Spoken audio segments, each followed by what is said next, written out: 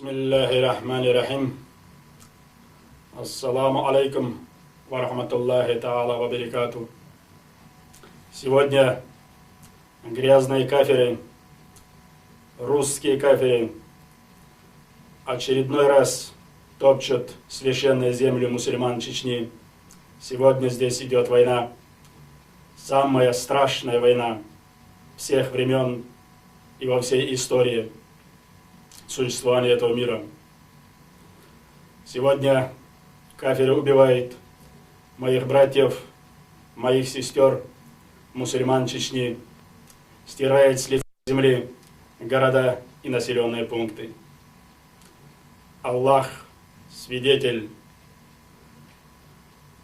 они ответят за страдания моего народа. Наши муджахиды уже 1,5 года, сдерживая огромную российскую армию кафиров, нанося ей максимальный урон, сегодня перешли к полномасштабной партизанской войне. Сегодня враг не может сказать, что он контролирует хотя бы метр нашей священной земли. Везде у кафиров под ногами горит земля. Наши муджахиды днем и ночью неожиданно наносят сокрушительные удары по колоннам, по тылам, по блокпостам, по комендатурам российских войск, нанося ей максимальный урон при минимальных потерях с нашей стороны. И в ответ российские кафиры издевается над мирным населением и грабит население, убивает женщин и детей. Мы всегда только лишь напоминаем истинным мусульманам ихний долг перед великим Аллахом помочь своим братьям, когда им трудно.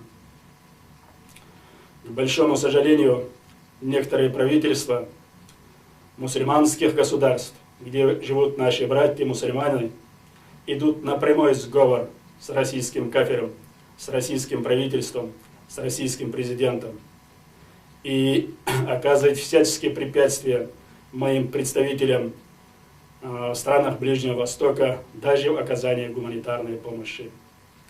Аллах все видит, Он воздаст каждому за их дела.